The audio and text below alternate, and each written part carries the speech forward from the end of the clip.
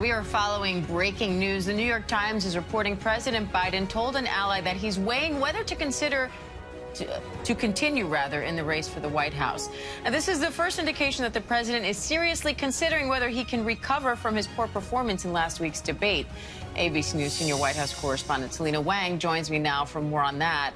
Selena, the New York Times is reporting that President Biden told a key ally that he knows he may not be able to salvage his candidacy if he can't convince the public in the next few days that he's up for the job. How significant is that?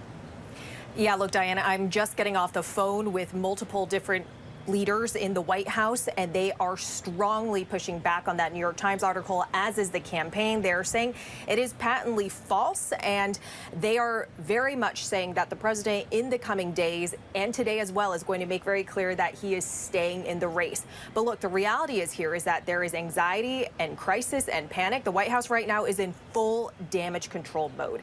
The president, though, trying to show that things are business as usual. He's got lunch with the vice president. He's got the meeting with the Democratic governors, as well as a Medal of Honor ceremony. But there are also various meetings today to try and quell the panic. There is a White House staff meeting led by the Chief of Staff, Jeff Zients. There's also going to be a campaign staff meeting, I'm told.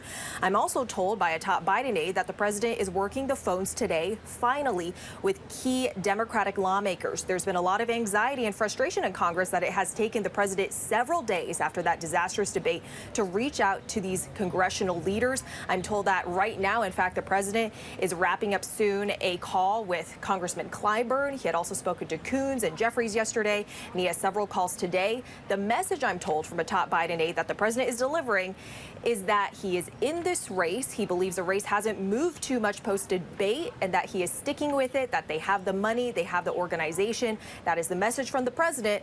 Unclear if that's going to be enough to calm the nerves. Selena, he's also having lunch with the vice president today and then meeting with Democratic governors tonight. What are you watching for there? Yeah, well, we're going to be watching for the readout from all of the meetings today, not just from those, but also from those staff meetings. But I can tell you that this anxiety is going to be hard to calm. I was in the battleground state of Wisconsin yesterday. This is a critical state, a linchpin to win the presidential election. And the congressman from Wisconsin, Mark Pocan, he told me that he's leaving the door open to publicly call on President Biden to step aside. He's speaking to his constituents. Some of them are concerned. He's watching the polling very carefully. And I'm also told by a source that there are some 25 members of Congress that are working on and considering and working on this public statement calling on President Biden to step aside. This could come out in the coming days after the holiday week wraps up. It is all in the works. Everyone is on the edge of their seat. This week is really consequential and pivotal for how these serious conversations about the future viability of this campaign shape and play out. So, Selena, what does this all do for the stakes for the president in this upcoming interview with our George Stephanopoulos? I mean, Diane, the stakes could not be higher. Everything that the president is doing right now is being highly scrutinized. There are many questions from the American public, from elected leaders of this nation.